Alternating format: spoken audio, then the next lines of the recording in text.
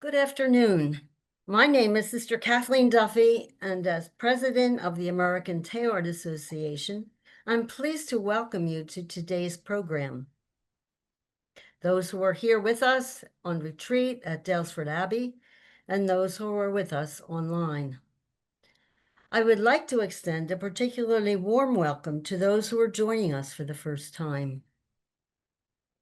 The American Teilhard Association was established in 1967 to encourage critical study of the work of Pierre Teilhard de Chardin, to expand knowledge of his cosmic vision, and to apply his thought as we examine humanity's place in the cosmos, as well as our responsibility for the development of an evolving world. I encourage you to become a member if you haven't already joined. You can find information about this on our website. Our time together will proceed as follows.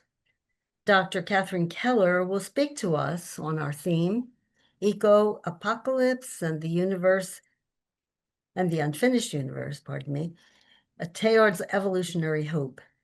We will then move into small groups. Those on Zoom will be sent to breakout rooms, and those with us here will reorganize ourselves into groups of 4 or 5. The purpose of these groups is to consider with others ideas that Dr. Keller has shared with us and perhaps to raise some questions or comments for the next section. After 25 minutes in your small group, we will return to the main room and open the floor to questions and comments. Dr. Andrew Del Rossi and I will try to present our speaker with as many of your comments and questions as possible.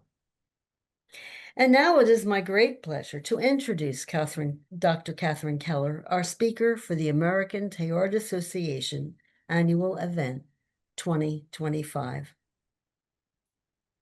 Dr. Keller is the George T. Cobb Professor of Constructive Theology in the Graduate Division of Religion at Drew University, where she has taught and lectured since 1986 across a broad spectrum of topics in pluralist, ecofeminist, process, and political theology. After studies in Heidelberg and in seminary, she completed her doctoral work at Claremont Graduate University with John B. Cobb Jr. and remains involved with the Center for Process Studies. In her teaching, lecturing, and writing, Catherine develops the relational potential of a theology of becoming. And through her leadership at the Drew Transdisciplinary Theological Colloquium since its inception in the year 2000, she fosters with colleagues and graduate students a hospitable context for its far-reaching annual conversations. She also enjoys the monthly conviviality of gatherings in which PhD students discuss their work in progress. She has written numerous books and has also co-edited several volumes of the Drew Transdisciplinary Theological Colloquium. Her books reconfigure ancient symbols of divinity for the sake of a planetary life together, across vast webs of difference. Thriving in the interplay of ecological and gender politics, of process cosmology, and of post-structuralist philosophy, and religious pluralism, Catherine's work is both deconstructive and constructive in strategy. And so now I ask you to please welcome Dr. Catherine Keller to the American Teilhard Association's annual event and retreat. Catherine. Well, thank you for gathering here in the flesh, or in a wider here, gathering virtually. It's a real pleasure to join this Norbertine scene, and I'm especially grateful to Sister Duffy for her leadership, her thought, and her writings. But please let this old Protestant dedicate the talk to Popes Francis and Leo, and to the green thread that connects them and all of us. So my engagement of Teilhard has evolved in recent years.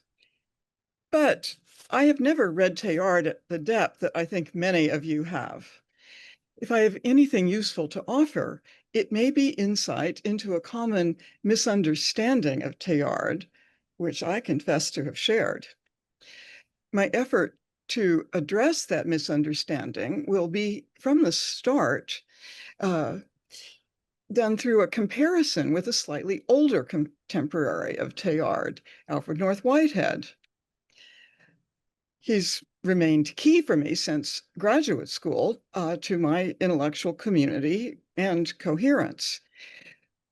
But at this point, I am only working to correct that misunderstanding of Teilhard because it pertains to something of real importance for all kinds of process thought, but especially for our present world, which includes, of course, the future of this present.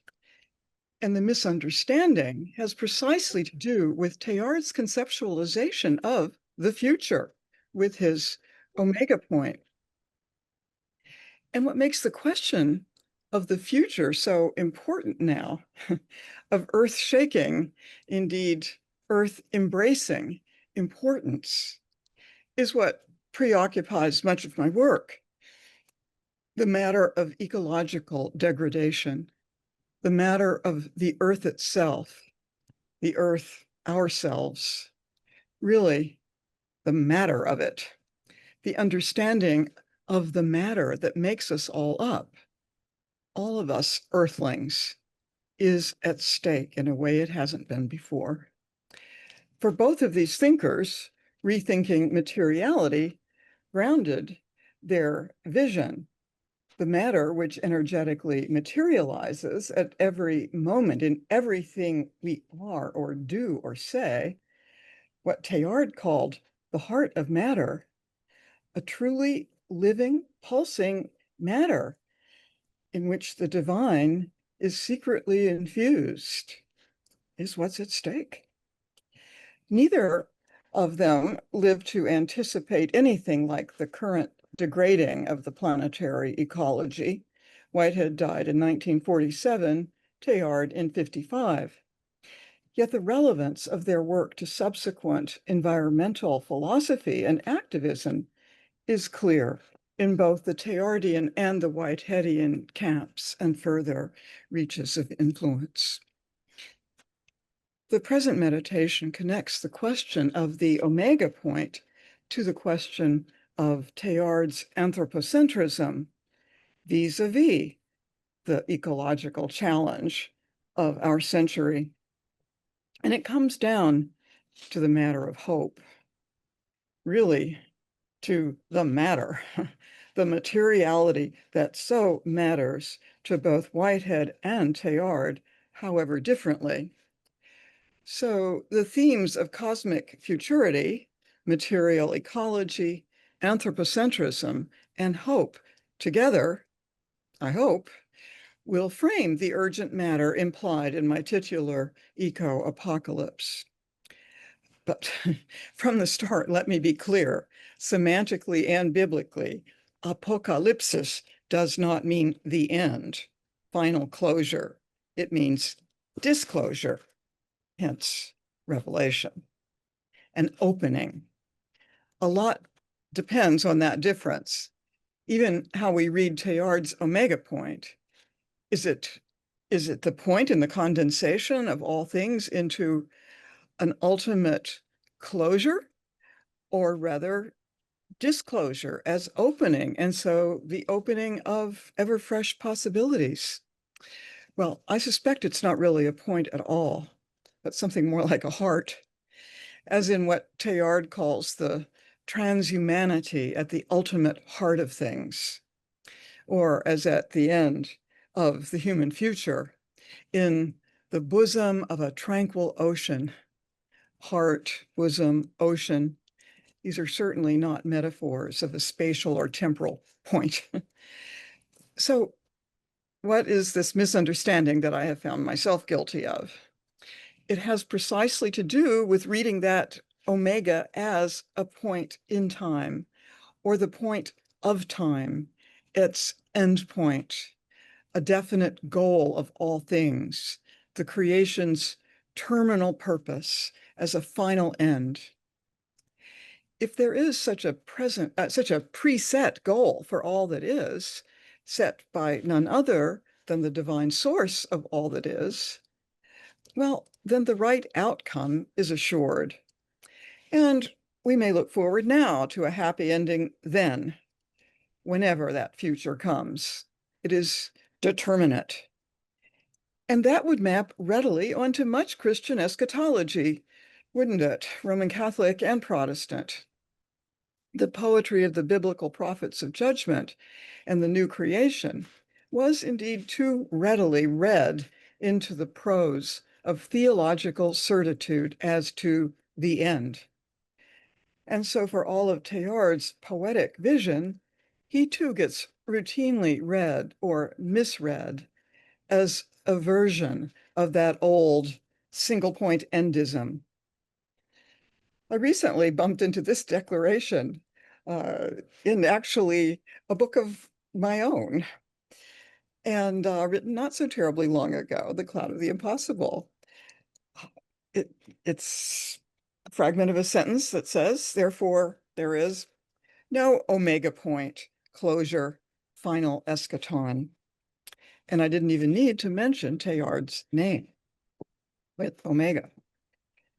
The particular form that misreading took for me has to do with the contrast to Whitehead. He was, like Teilhard, deeply steeped in science, with Whitehead as a mathematician, particularly in physics. And like Teilhard, his vision was profoundly shaped by the encounter with evolutionary theory. But for Whitehead, there is clearly no single linear pathway to a final future. There are manifold momentary becomings clustered together in a universe of social assemblages. Each becoming creature or actual occasion is a relational pulsation that passes as content into the next moment, thus influencing relationally, but not controlling the future. For Whitehead, teleologically speaking, these moments, this flow works microcosmically. Each individual creature at each moment has its goal, its aim, what he calls its lure from God. And creatures, human or other, mostly other, may actualize that lure more or less or not. So the future of the universe has vast predetermination by the past and just as vast indeterminacy vis-a-vis the present opening into the future. It is radically and polycentrically open-ended.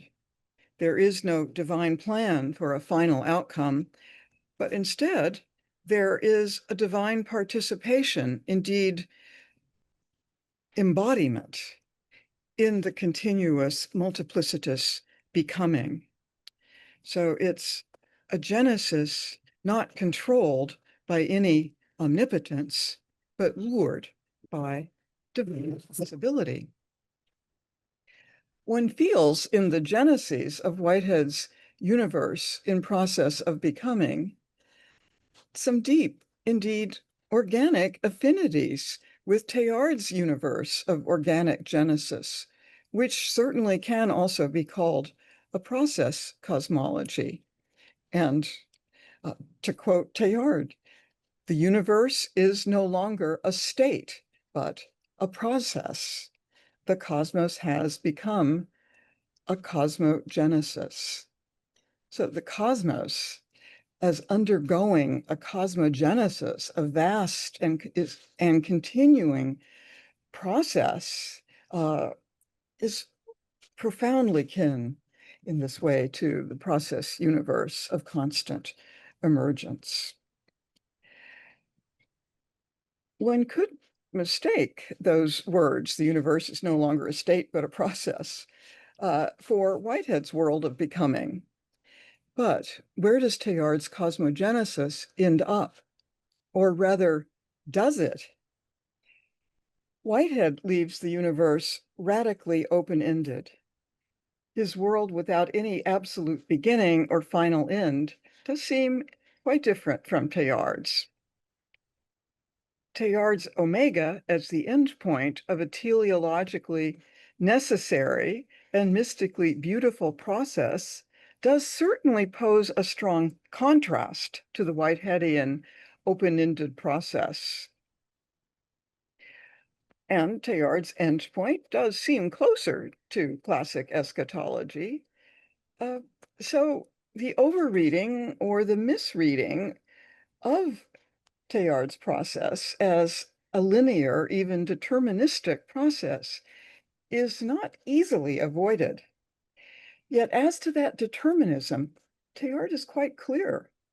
In response to the question as to whether anthropogenesis and what he calls the planetization of our species will necessarily succeed, his answer in the human future is unambiguous. By no means, I quote.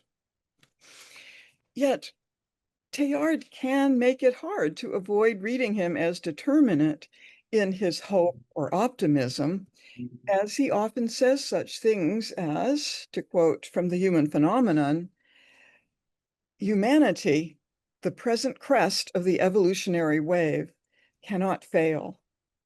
It is reasoned calculation, not speculation, which makes me ready to lay odds on the ultimate triumph of hominization over all the vicissitudes threatening its process.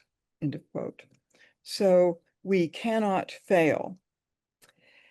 But of course, laying odds doesn't exactly signify a certainty, but a gamble. Yet Teilhard then goes on to say that for a Christian, the eventual biological success of man on Earth is not merely a probability, but a certainty, since Christ, and in him, virtually the world, is already risen. But such certainty cannot be induced from the facts of Earth history, but rather, as he is making clear, only from faith. It does not relieve a serious thinker like him of anxieties as to the direction of our species. A strong conviction, it is, recognized as such, yet not canceling that by no means when it comes to necessary success. Well, the problem is this. When it comes to the future of our planet, those odds are not currently looking too good, are they? Terribly much needs to be changed drastically and quickly if our descendants are to have a habitable, let alone hospitable future.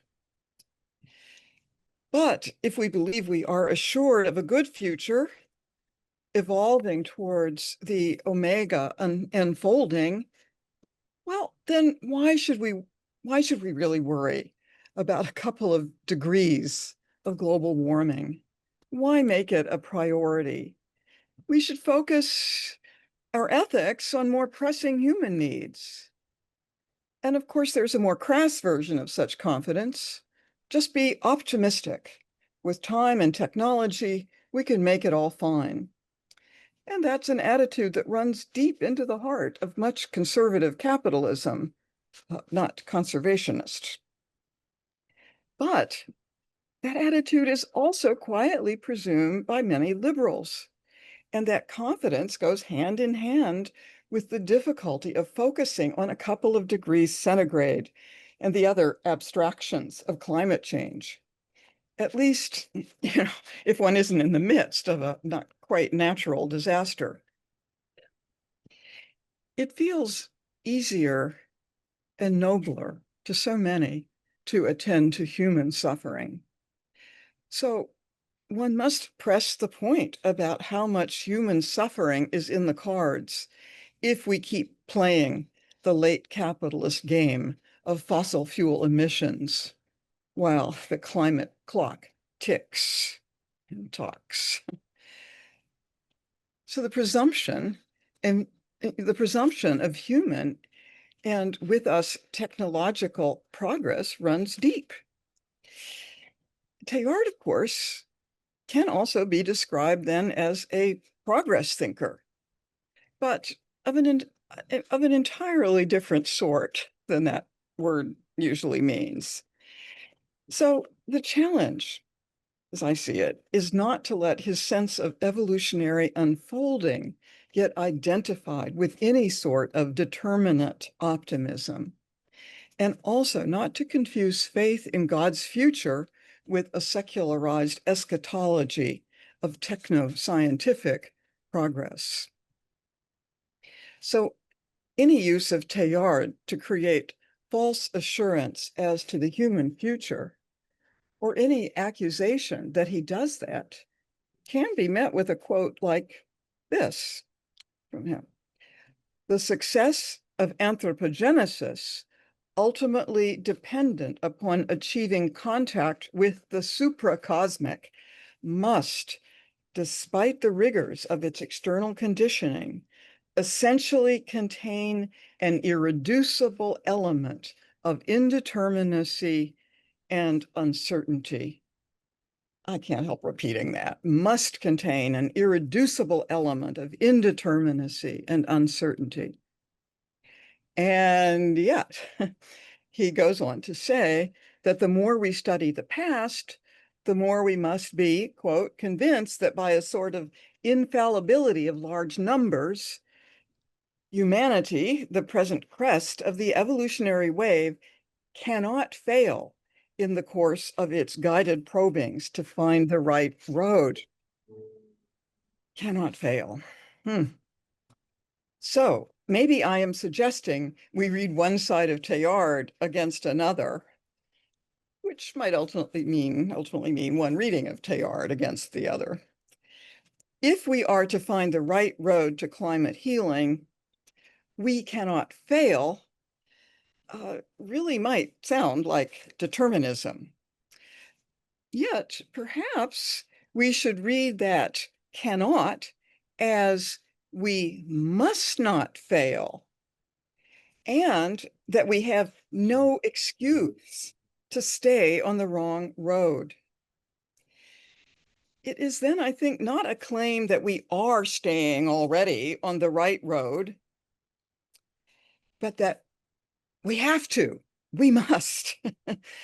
So can we say that it is precisely because of that indeterminacy and uncertainty that we are not locked into an uninhabitable future?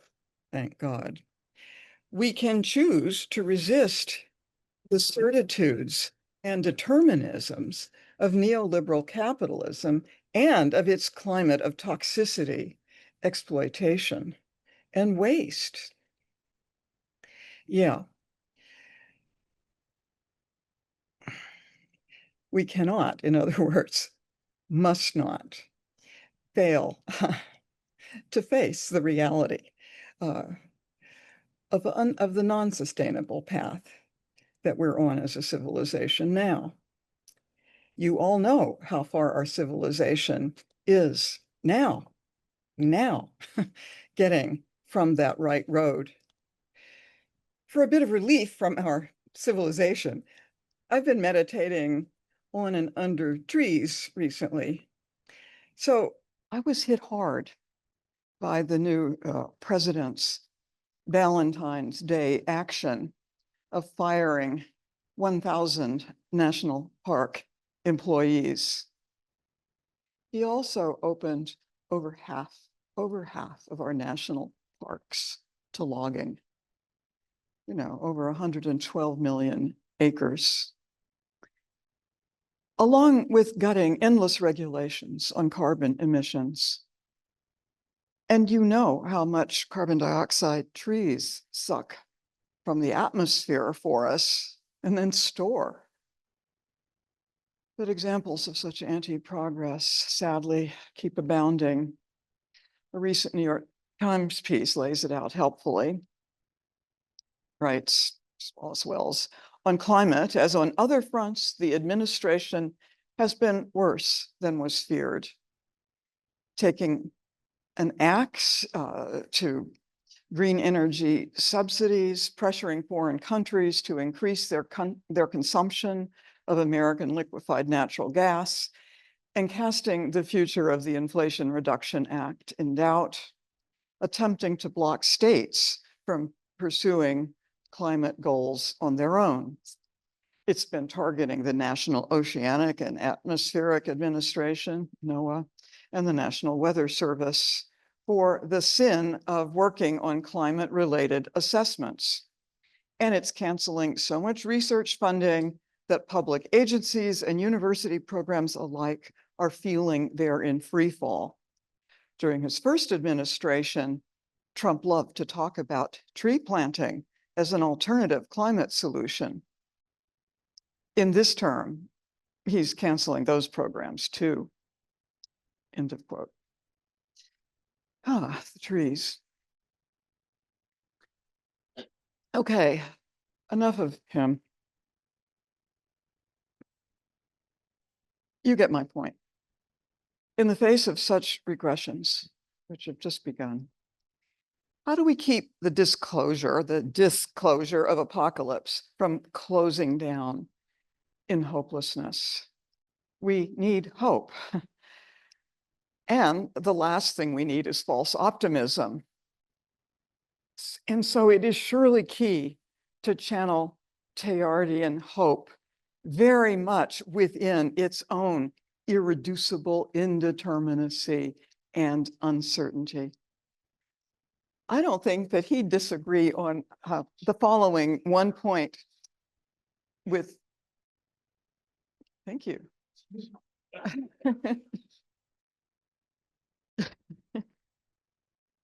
So that's what I was saying. I don't think Teilhard would disagree with just this one point with Karl Barth. And I think it's maybe the one point I share with Karl Barth, the only point. It's this, it's one quote. We as Christians are neither optimistic nor pessimistic. We are hopeful. In the US context, optimism certainly has the ring of a capitalist progress certitude. So I would suggest always using the term hope instead, whatever the original French in its context did. Hope carries the shadows, the lament, and the social vision of the Hebrew prophetic tradition, which is where hope becomes a social ethical value. Whereas optimism flattens. Hope is not the clinging to certainty, but the embrace of possibility. Teilhard does the opposite of flattening our planetary history. He opens it into the widest possible meaningfulness, connected neurogenically even to the development of God. And history itself is at stake in the uncertainty of what he calls the final success of hominization. And again, he is clear, his words, it in no way follows from the position taken up here that the final success of hominization is necessary, inevitable, and certain. He clarifies then in a footnote that for a Christian believer, there is guaranteed hominization through God's incarnation in the creation. But he sharply distinguishes this as faith from the phenomenology of his book above the footnotes.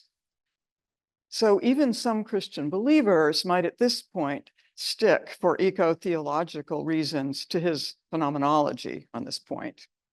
Indeed, for some of us, steeped, for instance, in the phenomenology of Whitehead, that uncertainty reveals a more robustly open-ended cosmos and theology. We'll get back to that. As to specifically ecological contributions, Teilhard did list possible ways Earth could come to the end. He did name how we are ever more threatened by, this is his language, by internal dangers at the core of both the biosphere and noosphere. Onslaughts of microbes, organic counter-evolution, sterility, war, revolution. There are so many ways of coming to an end. He does not mention environmental abuse, but it was 1959. So I'm not interested in an anachronistic critique of Teilhard. In fact, Teilhard died before strong environmental consciousness began to emerge. Rachel Carson's Silent Spring isn't until 3 years after his death, 62. First Earth Day is 1970. Yet, interestingly, he read the 1948 Our Plundered Planet by Fairfield Osborne, which may count actually as the first major environmental text, at least in English. And I only know of Osborne through Teilhard. So just to keep the general point here live, I mean, it's clear that since then and now there is very much environmentalism that is inspired by Teilhard, like that of Thomas Berry and Mary Evelyn and John. You there?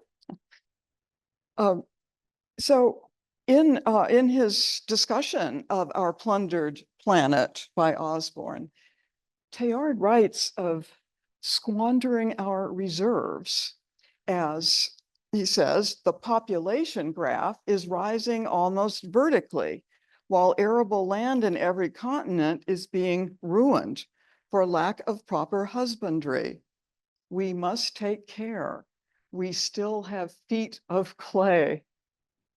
Isn't that a wonderful, very earthy, Adamic warning? Feet of clay. And as to that population explosion, he recognizes its dangers, but interestingly, he draws hope from it. And I think that is not just some religious resistance to birth control.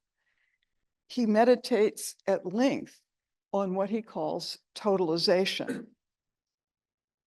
Now, that is an unusable term at this point because it's consistently deployed in the academy to name any kind of unification that stifles and suppresses diversity. So just can't use totalization, at least not around academics.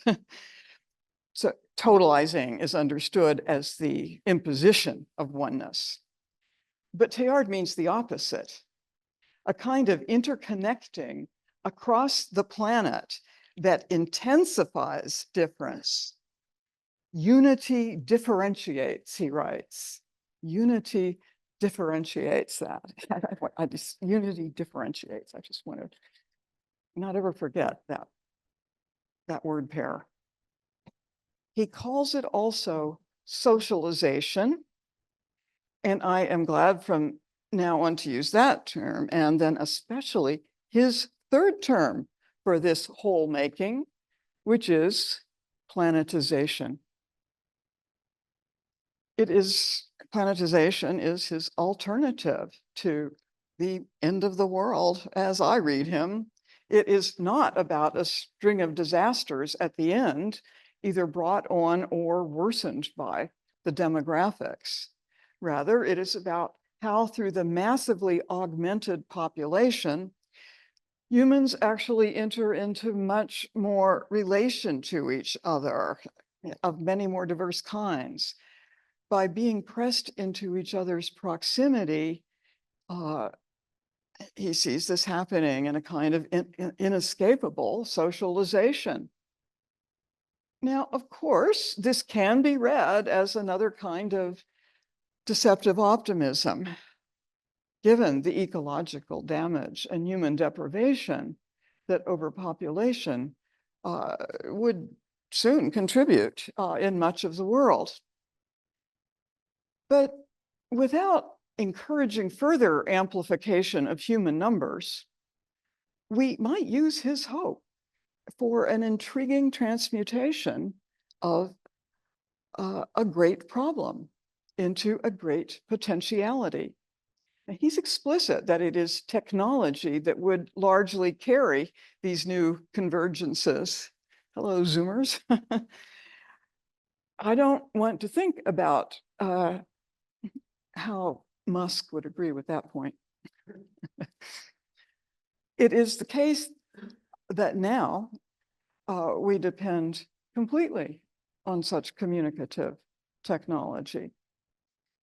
But I want to try to apply his sense of planetization at this point to another collective planetary arrangement of our species, the one that is driving systemic and to the good. I won't name it what Teilhard calls forward progress to the end. I don't think that vocabulary works anymore.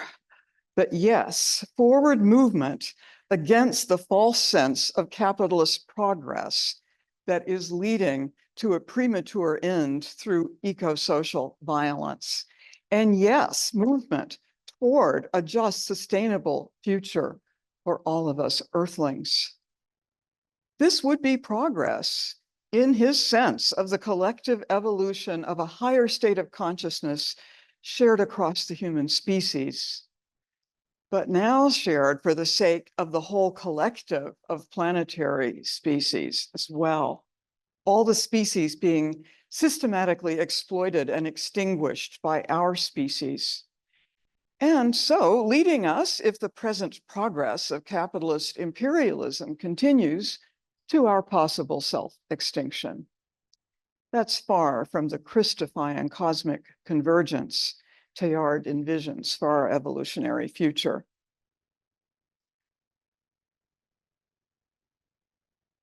So another primary concern persists, the question of Teilhard's anthropocentrism. So I don't think there's any way around his human-centeredness, except perhaps by emphasizing that for him, the center itself opens into the center of all things, indeed into the heart of matter.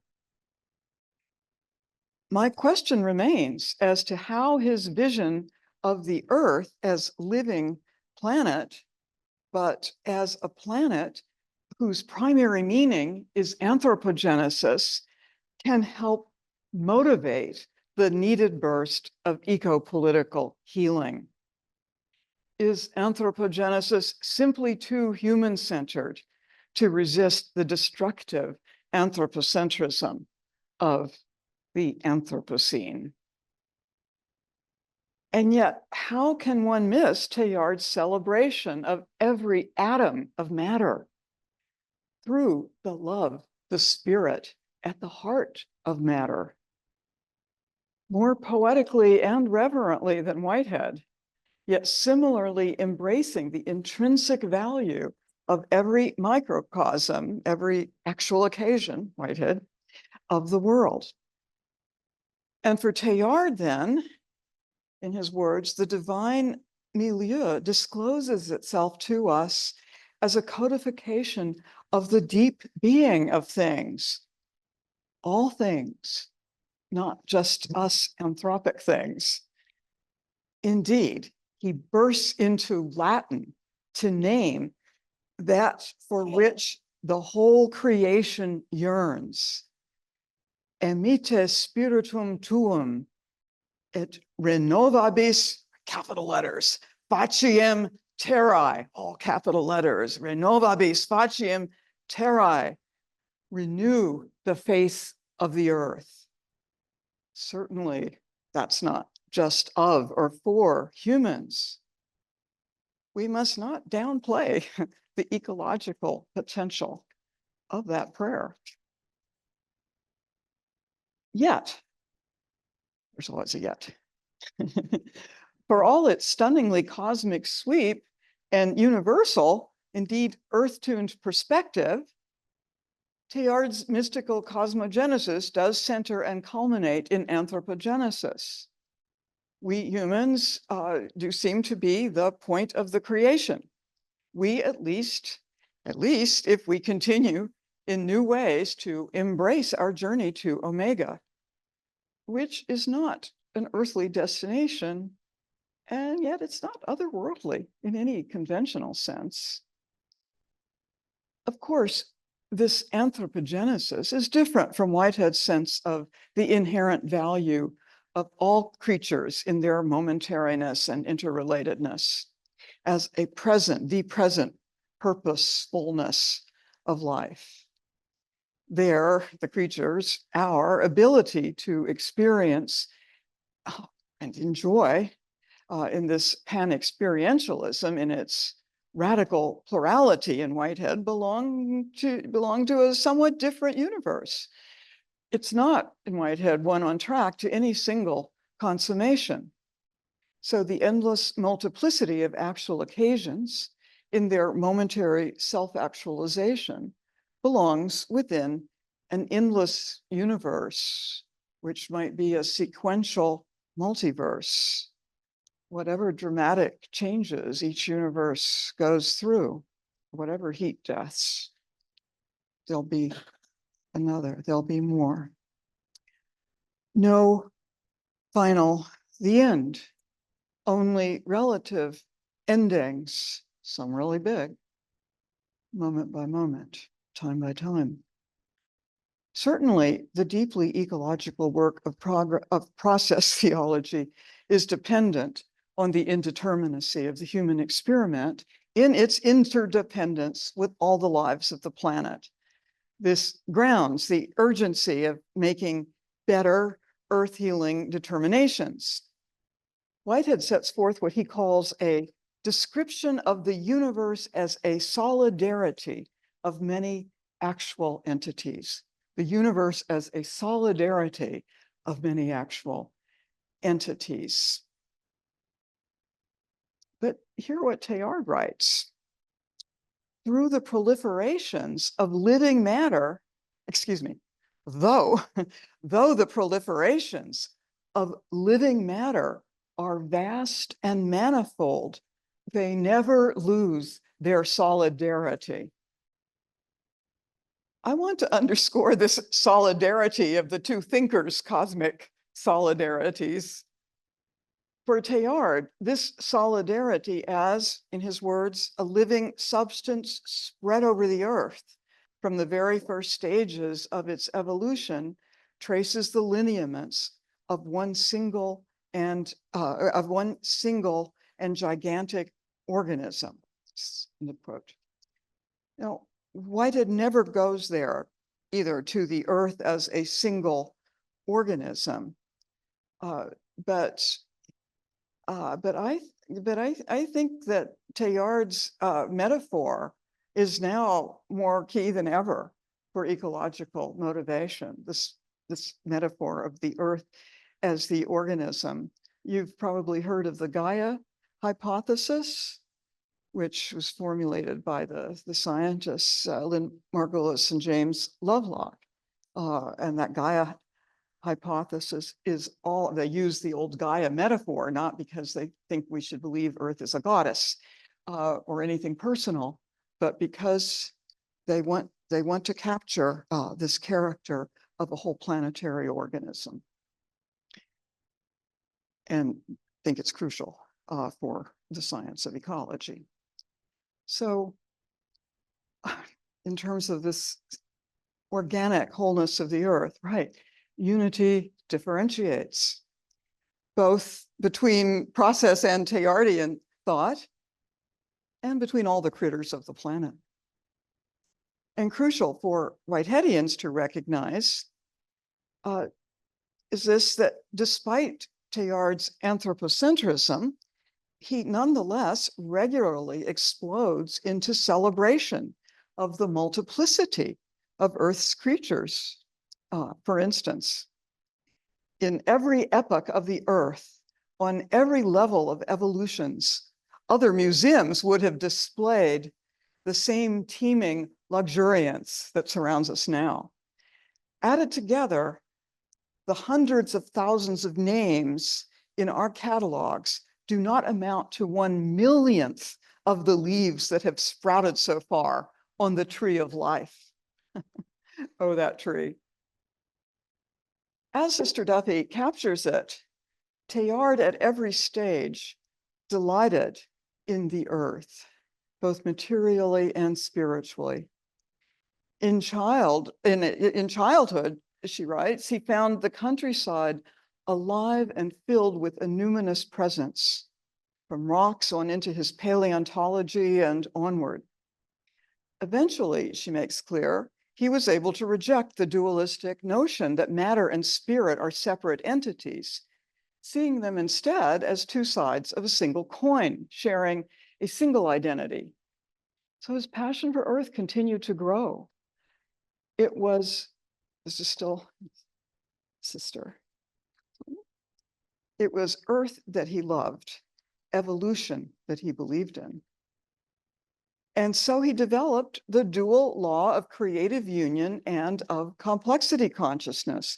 As matter complexifies, it becomes capable of generating and sustaining more developed forms of consciousness and encourages still greater complexity.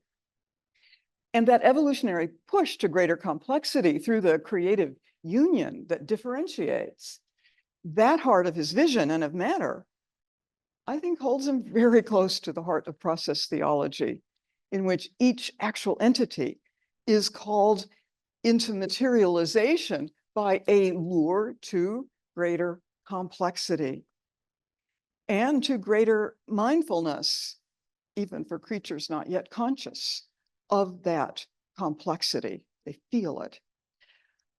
Complicans itself, meaning folding together, is a relational concept at the root. So, speaking of complication, I can't help raising a question that someone in this religious context might have the answer to.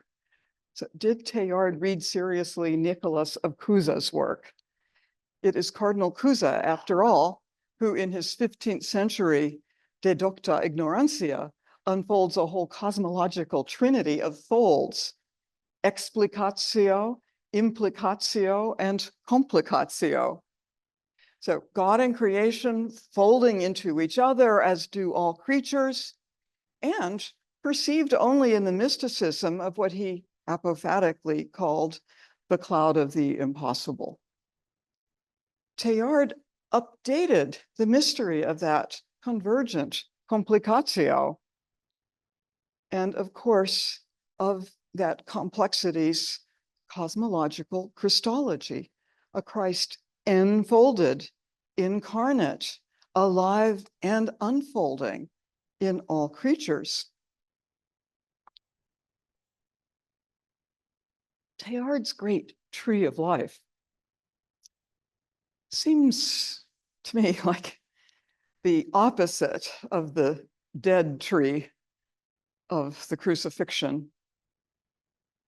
And yet Teilhard, of course, was never far removed from the cross, or rather from the life that did not terminate, that life that did not terminate in the crucifixion, indeed did not come to an end, the life of the incarnation.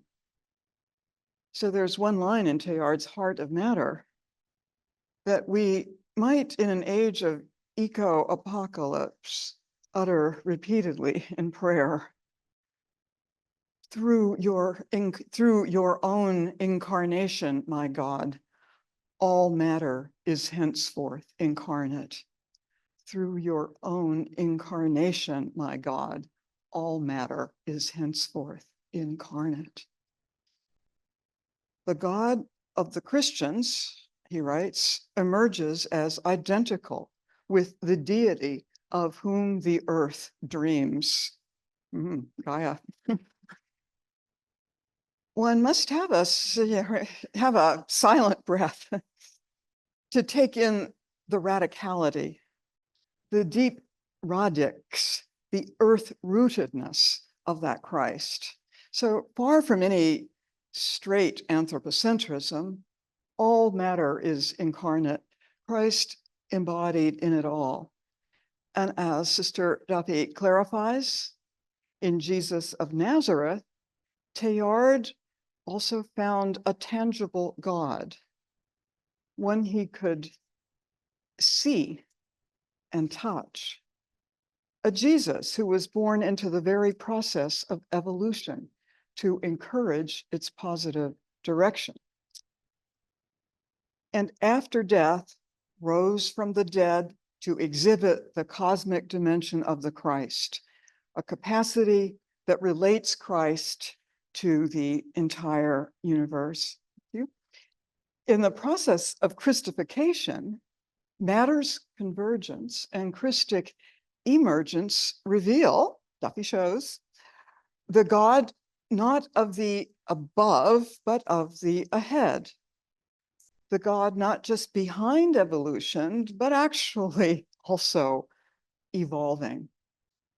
A God then finding embodiment in every root and branch of the tree of life. Well, this is surely a great root for an eco-Christology.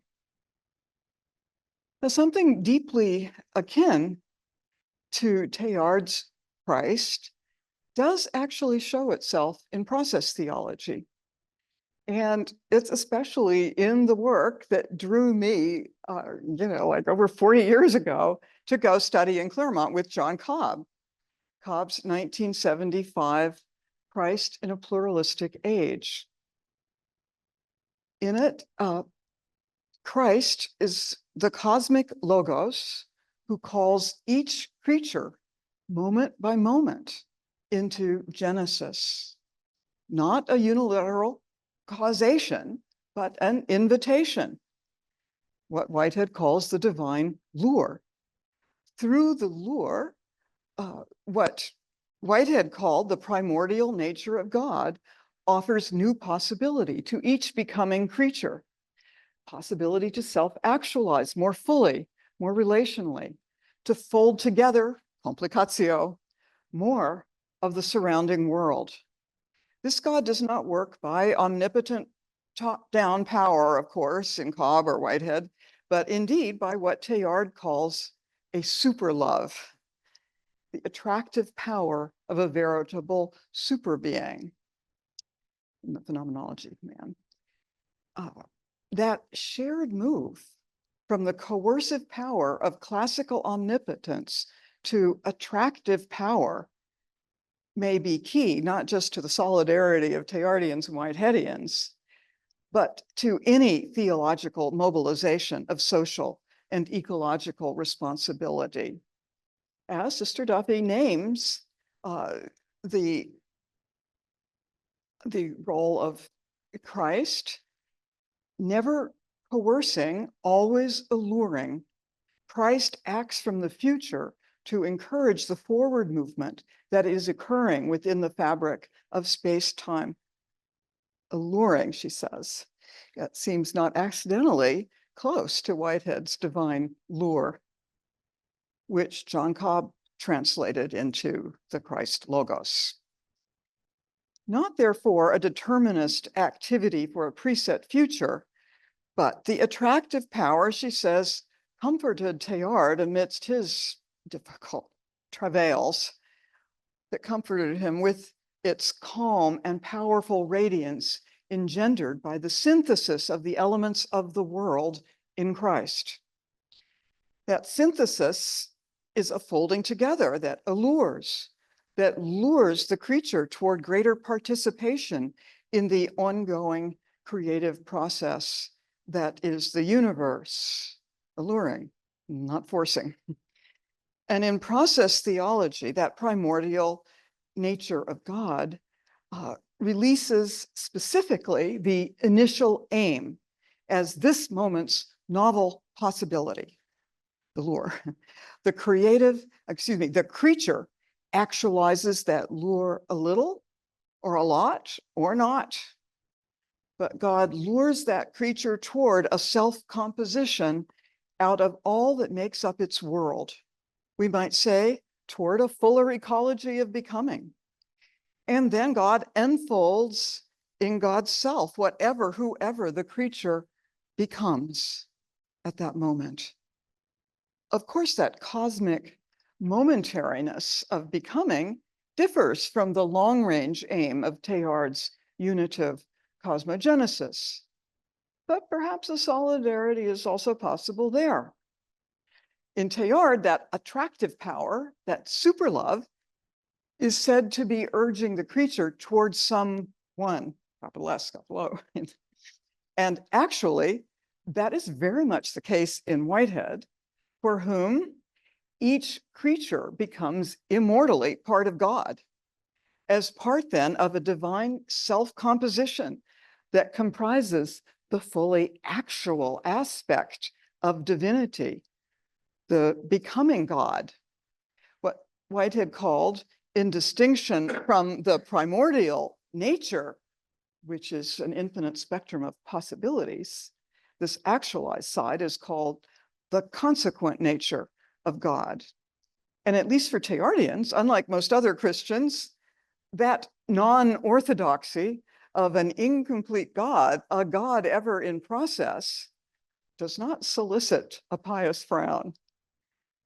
For Teilhard, also, and I quote, God does not offer himself to our finite beings as a thing all complete and ready to be embraced. For us, he is eternal discovery and eternal growth. This continuing growth, drawing us into the depths of the divine, even as it at once withdraws, drawing us in, and then it increases in one and the same movement. That withdrawal is an apophatic moment. He writes, the more we think we understand him, the more he reveals himself as otherwise. And in so doing, increases the receptivity of our powers to that divine attraction.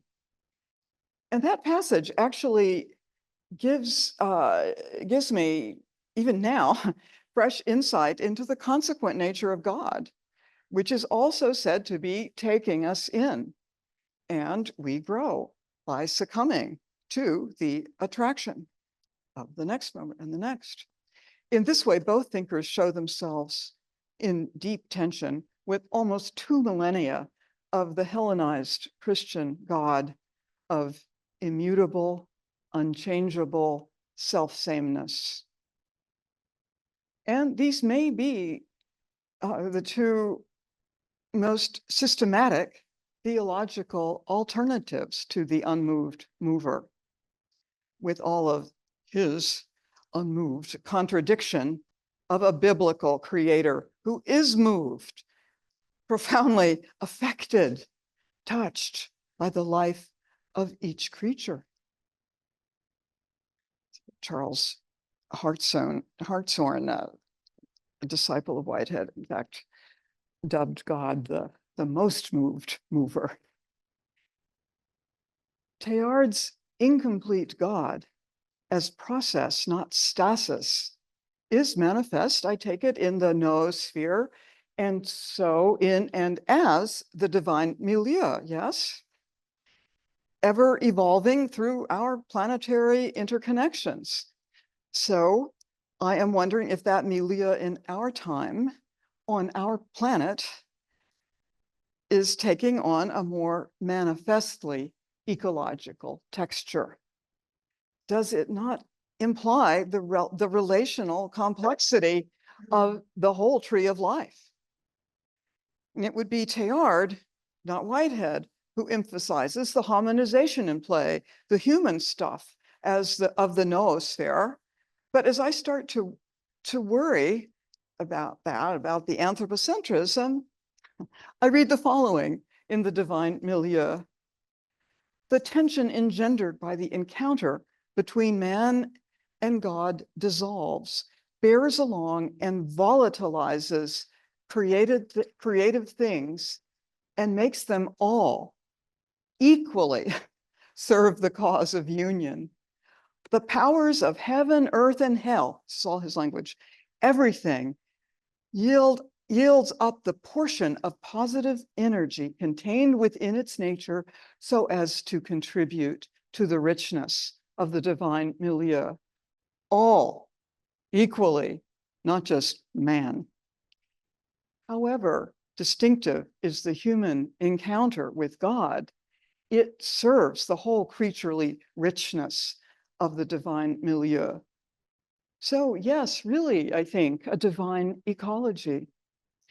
Yet still my earthbound worry doesn't disappear. Don't worry, this isn't going to go on until the omega point,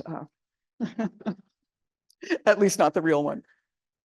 In discussing the great metamorphosis marked as the omega point, Teilhard does teach, in his words, an escape from the planet, not in space or outwardly, but spiritually and inwardly, such as the hypercentration of cosmic matter upon itself allows. But an internal detachment from the earth and so from its needs and its demands, isn't that the problem of this civilization? Isn't that a great obstacle to the work, the serious work of ecological theology and practice? Yet, at the same time, is it perhaps possible to embrace that hypercentration of cosmic matter as a spiritual commitment to the life, indeed the spirit, as it is materializing on and as our planet? Isn't that what his breathtaking announcement of all matter, henceforth incarnate, implies? So I think we can emphasize the earthiness of that hypercentration of cosmic matter in what he calls our planetization, the planetary centering that so deeply matters to him. Always, he writes, it was the world that I was in love with. So from his early excavations, he emerged, Sister Duffy writes, with an ever deepening sense of the spiritual power diffused throughout matter, knowing that everything, no matter how insignificant, is imbued with this emerging presence. Yeah, so maybe that inwardness is detaching from a superficial sense of matter and earth and into this deep cosmic sense of planetization. The sense of emerging presence, well, he called this his sense of the earth, his words. And with that sense, he describes the noosphere, which does not escape the earth's body into some disembodied eternity, but as he says, surrounds the biosphere. In other words, more explicitly than anything in Whitehead's conceptual nature of God, the noosphere is planetary, surrounding this planet. It is in planetization that Teilhard reveals our Christification. And amidst our epoch's eco-political version of what Teilhard calls a crisis of growth, we may really need the motivating energy of Teilhard's hope for our collective future.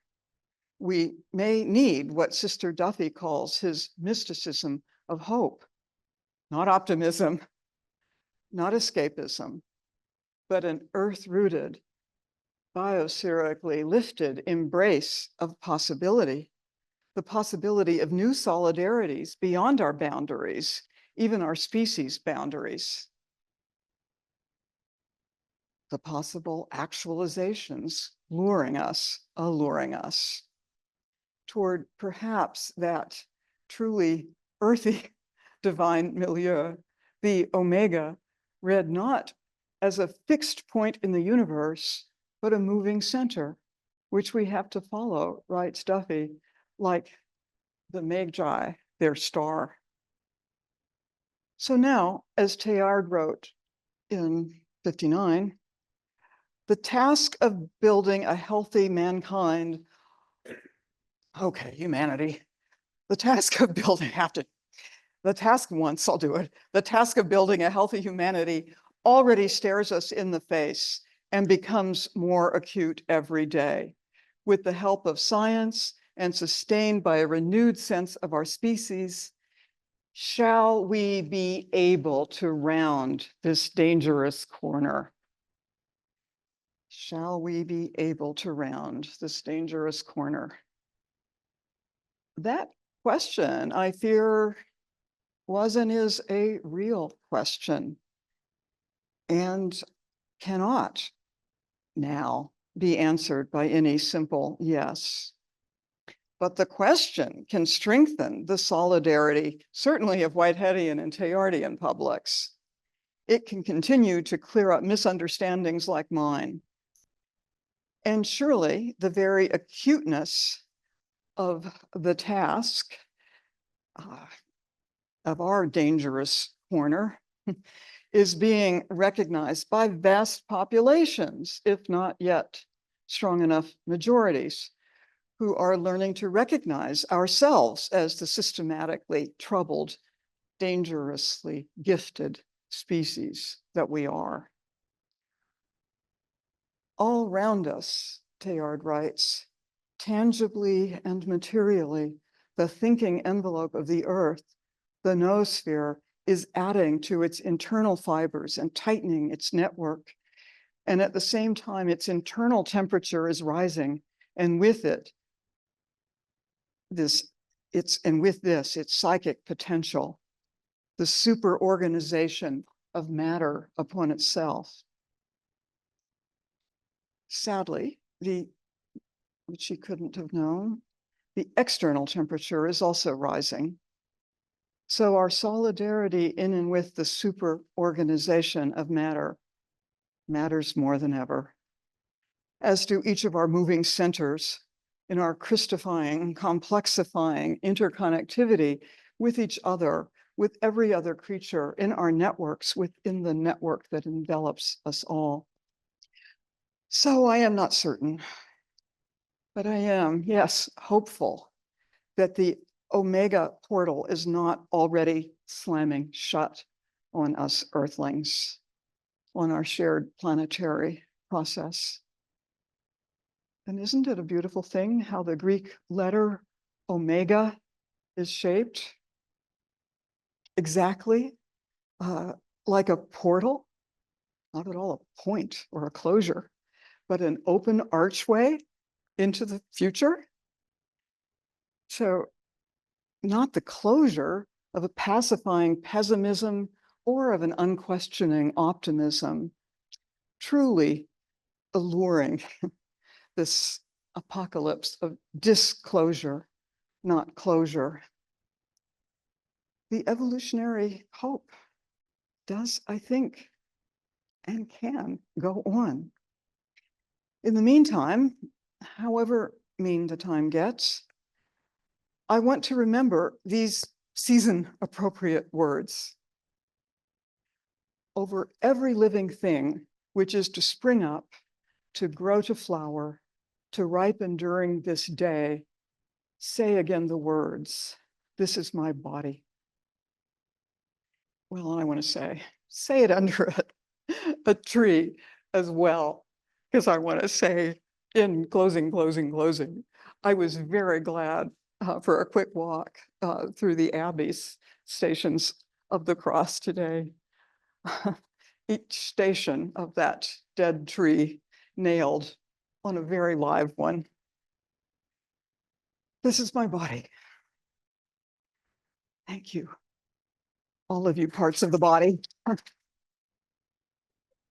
And I just want to thank you very much for all that you've been able to say, but I also want to give you a blessing.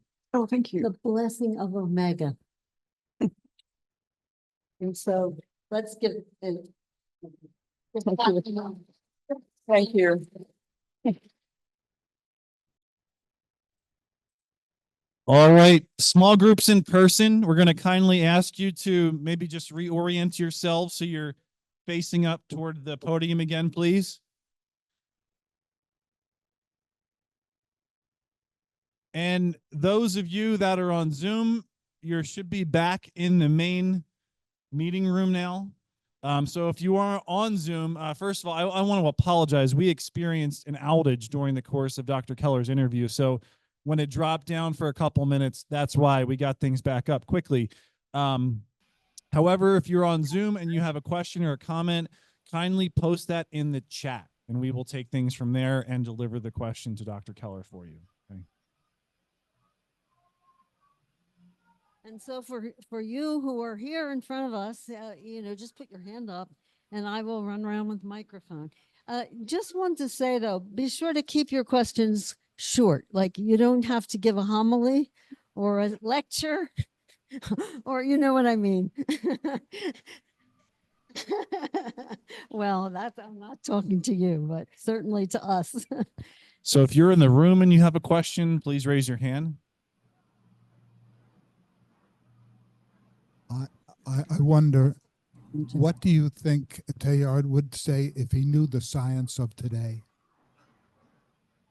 Of today, if he knew the science of today, do you think he would be modifying his thoughts in any way?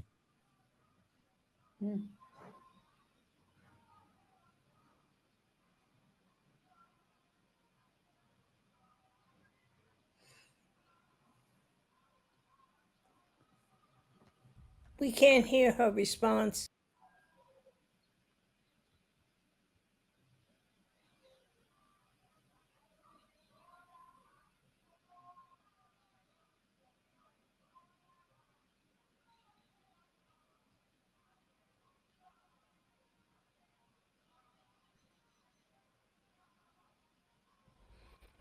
We can't hear her.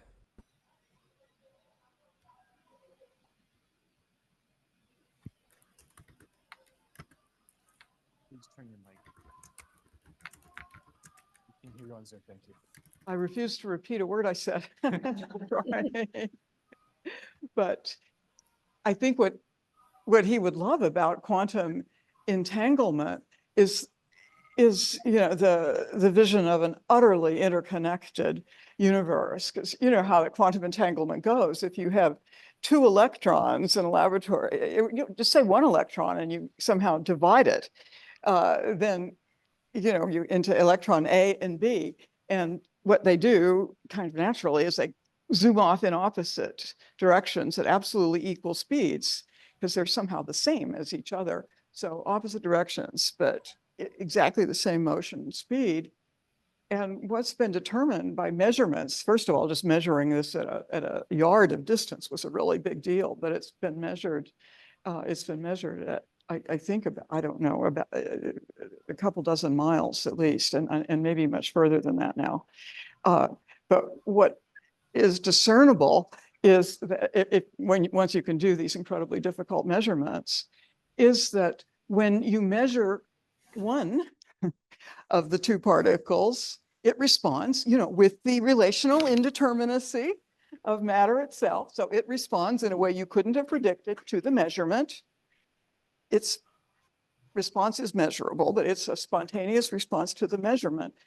And your machinery is measuring the other one at the same time, responding also with indeterminate spontaneity to its being measured at the exact same split instant.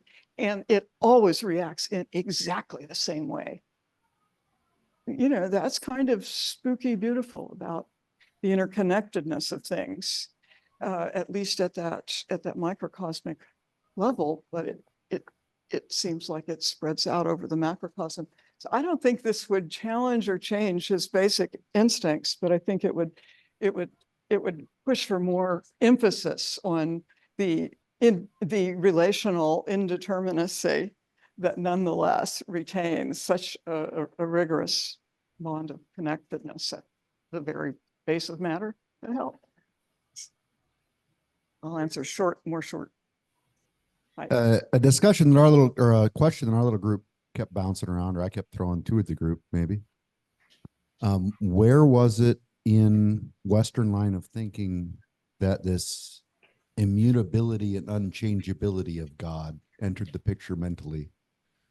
Scripturally, I had once heard that a better translation for Yahweh is "I am that which causes to become," or "I am that which is bringing into being," which includes that creativity that we're witnessing and creates, you know, the novel expressions. And there was a concept, back to your idea of essence, the essence of something. You know, these entangled particles now have the exact same essence. Somehow they act like individual items, even though they're distanced.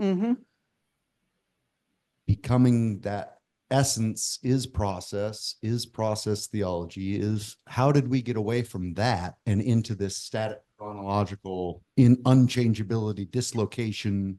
Oh, it's a really important question. Yeah, it has nothing to do with the biblical heritage, because you're right. I am that I will be, I am what I become. Yeah, there's no statement of mere unchangeability on the part of God. There are a lot of statements of fidelity, you know, implying self-consistency. That's something else. Anything that brings in sameness is just a straining of the translation. Where it comes in is through the success of Christianity in the Greco-Roman Empire, right? Once Christianity, there, and where is that, this late second or third century, gets thoroughly Constantinianized, it's able to spread with great alacrity. Indeed, the support of the greatest power of the known world. But the problem isn't just that it's now identified with power. That's its own deep problem, imperial Christianity. But that the Roman Empire, Greek and then Roman, all presume a metaphysics of changeless being. I got to read a lot of Plato when I was too young for it, and I'm grateful for that. And when you actually read Plato, and they're, you know, it's alive, it's great stuff. So I don't want to rag on him. You know, they're dialogues with multiple possible positions, and you know, one's always preferred. But I still always have to make Plato the scapegoat here, because Plato, and then in a much more systematized way, Aristotle really hardened the notion of that which is most real as being itself, the being, the ousia of a thing, or the on, that is inherently unchangeless. To be is not to become. To be is to be self-same. To become, that's to change into something else. That's the modality of mere mortal creatures. Anything that is eternal, meaning the divine, and for Plato, maybe even more than that, it was not about any divine person, it was about the eternal forms, the patterns that are quite mathematical, that organize the universe. I think they exist too in the mind of God, you know, mathematics and all. But for him, then that changeless patterning identified with being is supreme over all that changes, that merely becomes and perishes. Genesis kai Torah. And Christianity, as it came under the rule of empire and developed its own ruling empire of spiritual power, just fully absorbed that metaphysics. But it wasn't just because of the power, it was also because Christians needed to communicate. So they needed to work with the philosophies and the presuppositions of the people they were teaching. So so Christian theologians brilliantly absorbed the philosophy of the ancient world, the ancient Greek and Roman world, brilliantly, right? And tragically, because it brought with it that dualism of changeless being, changeless single being, and then the multiplicity of mere becoming beings. Okay, so this question comes from Linda Sussman, and it's a long one, bit of a compound question. So please, I'll do my best and you do yours. And if you need me to repeat it, please let me know. As we who are developing a mystical evolutionary perspective with help from Teilhard and Whitehead, what is the most fitting means of relating to the God in the non-dual conceptualization that now holds God as being, offers Whitehead, an evolving companion who suffers with us? Yeah, no, that's beautiful. there's a snatch of an important quote from Whitehead in the end of his major work, Process and Reality. God is the fellow companion who suffers with us. And it's not therefore about a God who is unmoved, unchangeable. And this pops through Whitehead's work throughout Process and Reality, and there are a lot of glimpses elsewhere. But, you know, he's not a theologian, so they're just like radiant hints that then process theology took and developed very systematically over more than half a century. But very much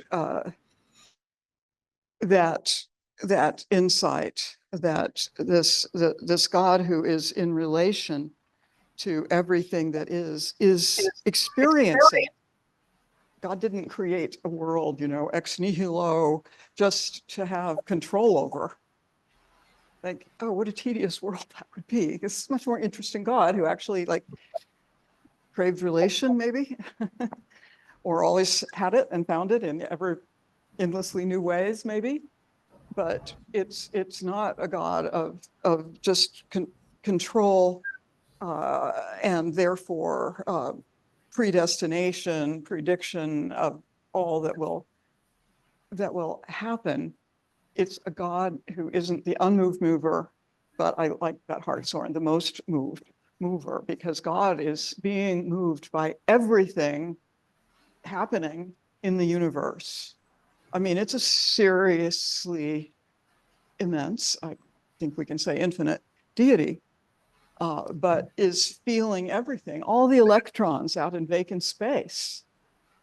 That doesn't mean they're all preoccupying this God, but as a kind of integral whole with varying levels of complexity and interest. Anyway, God is in that consequent nature, taking it all into God's self. That is how God actualizes God's own potentiality. The primordial nature of God is not fully actual. It's an eternal vision of all possibilities. And a lure from that possibility is offered to the becoming creature. And at the end of that moment, it's that creature is prehended, felt by God, becomes part of God in the consequent nature. You see, that is actually how God is becoming but it's not just a multiplicity of relations that God is taking in. It's of course that there's an unfathomably gorgeous cosmic composition being made, a self-composition of God in all of this, so that some of the ugly stuff doesn't quite make it in, but everything that was learned from it does. Okay, I'm going to pause there. I hope that helps. But the point of having a universe, if there is a God of it, is so that God can have experiences and be more and more surprised the more complex the creatures are, the more interesting they get, even as they get riskier. But this is not God, the master puppeteer. This is Thank God you. dancing with the cosmos. We have one more from the chat, then we're going to go back to the room and Jeff here. This is a bit of a speculative one, but we're going to hold you to your answer. Do you think that we are close to the omega point? We're going to hold you to this. I think they answered for me, no. But then, I can't exactly work with the notion of a final omega point in time or of time. I don't even think we're close to the end of this planet and its heat death. I think we're dangerously close to a time in which great changes have to be made, or we might come close to the end of our species. But that's not the end of the world. But it would be an unthinkably tragic loss. I mean, we haven't found any others of us, no matter how good our astronomy gets. So, yeah. So that is my question. What happens to God if the human race becomes extinct? Yeah, I think that's a question to meditate on and not to believe anyone's answer to it. But that's true of all the really important answers, right? The big questions. I think that this most moved mover would feel, would be moved in great pulses and sequences of suffering. But this is a God who suffers with us all along. It's a lot of suffering. This would be a lot more. I think there's, and yet all the beauty and experience that was interesting of our species' contributions to the earth and perhaps to the consequent nature of God would be also they're objectively immortal. Everything gets objectively immortalized in God. Doesn't mean it has subjective immortality, but it's remembered. But beyond that, I do think there are other interesting species. You know, this universe is immense beyond what I certainly can fathom. There might be billions of of different actual galaxies, worlds. We don't know. We just know it might go on and on forever. So I suspect there are possibly innumerable other worlds and species that are as interesting as we are, and that this God is in relation to, I think, and some of them will have really effed up and badly, and others may be evolving into something that would seem quite angelic to us. Interesting question. Yeah, sorry. I'd like to thank you for your sharing your time and your wisdom with us. I think that you and Teilhard are saying that life is a mystery to be lived and trusted. To be lived and trusted. My question is, what would Teilhard say about AI? Would it help the evolutionary drive or hinder it? Well, you all can answer that better than I can. To me, the answer seems he would certainly be embracing it, and he would be pointing out how we all of us who are some of, you know, the really most critical people around about technology are sharing our critiques through AI, right? I think he would be very helpful now, because not a blithe optimism about technology, but because he realized that it's through technology that the vast, you know, vertical numbers of the population spreading out over the horizons of the planet, that is only workable through technology. And communications technology was, I guess, just it was barely able to imagine, I think, where we would go. I think he would probably suggest that we should work with very critical hopefulness with AI, and that it's important that we work with it and not leave it to the powers who who largely own it. And you've probably had experiences like this. For me, it's very recent. It's the last few months. A couple of friends of mine who are not computer whizzes, but much better technologically than I am, have had AI answer questions that they're sort of my kind of questions. And it's creepy how smart the answer is, and how the AI understands that I'm not even going to like that the answers come close to how I would answer it. They respond with a little irony about, of course, I'm just a machine, so I don't feel this how you do. I mean, this is very scary, and I'm going to keep exposing myself to it. So someone is, the spouse of a friend has done something I don't know how to think about, but she's had it write a little mini book out of one of my books that would be much more accessible to a public, and wondering if I might like to publish that so my work could get around more. And I can hardly read past the first paragraph because it's kind of good. But this, I mean, our students aren't allowed to let computers write for them, so I can't possibly, unless I advertise it as that's what I was doing, and then I'd be glorifying that kind of use of AI. So anyway, I find this a whole really interesting, creepy question, and so even technologically kind of dumb people like me need to keep learning, as I am. And those of you who can combine your kind of spiritual, theological, philosophical interests with sophistication in AI need to help, need to guide, need to be leaders so that it gets used well. We're not going to make it go away.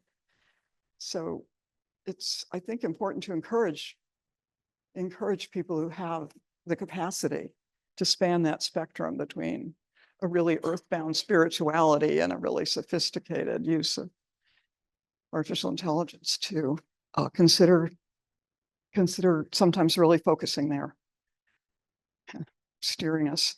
Well, thank you so much. I think we better stop now. It's a little past 2, but let's find Catherine one more time. Thank you. We have so much to think about, right? And I I'm hope glad I'm going to be around, through late Yeah. tomorrow morning, so we can have lots we of can chat conversations. more, right? And thank you to those on Zoom, too, who came to be with us. And I just want to say a couple things here. That I would like to invite you to several initiatives sponsored by the American Teilhard Association. We're planning an in-person event for Sunday afternoon, September 28th. We're going to try an in-person event again. We had a tea party not too long ago. And so we thought we need to do something like that again. And so Amy Edelstein, whose book is back there, it's a lovely book on contemplations on Teilhard's writings. And we're going to have a dessert bar and some contemplation. And so we're calling it maybe coffee, contemplation, and conversation, but we're also going to have tea for the tea lovers. And there will also be an opportunity to watch her presentation on Zoom. So it'll be a little different again from what we've usually done. But we're finding that the conversations, the one that Jay McDaniel and Ernie Tamming that did a while ago, was much more interesting in a way than having a lecture. So we'll try to do more of that.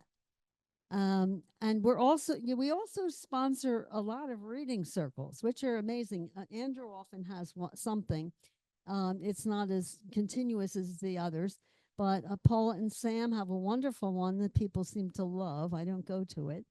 I do one, and Ernie is doing the human phenomenon, and he might try another time. What's that? Yeah, that's right. Usually Lent or Advent or something like that. Yeah. So all of that is really good. And as you see back there, we have the proceedings of the October 2023 event in New York called Pierre Teilhard de Chardin, The Mass on the World, that contains many valuable essays by prominent Teilhardians from around the world, including 2 relatives of Teilhard. I think that's really interesting to hear the inside. And you can get either a paper edition or a Kindle version. And we continue to be proud of our board members, Frank and Mary Frost, whose documentary, if you haven't seen this, you really need to look at it. It's called Teilhard, Visionary Scientist. It's a beautiful 2-hour documentary, and it's been nominated for an Emmy Award, and we're so proud of him. And they would have been here today, except they're making settlement on the new house. And so that was really a little bit more important, but I'm sorry they weren't. So just to hear your applause. So our website, we're hoping to release a new version of the website soon, but the old website still will give you access to films. We usually record any event we have, and we have events that go all the way back, maybe almost 20 years. And so our website contains links to a wealth of recordings by well-known Teilhardians. And Andrew has begun a series of podcasts. We're up to, what is it, 14? Okay, good, wonderful. And by, you know, people that we know, and I was watching the John Hart one the other day, and he's like talking about his own journey as well as what his thought is, and I think that's so enriching. And then always check our social media because we try to let you know what's going on there. And once again, I just want to thank you for your participation, for your good questions and comments, for your continual support for our efforts. Without you, we wouldn't have a Teilhard Association. And I also want to just thank one more time my friend Catherine Keller.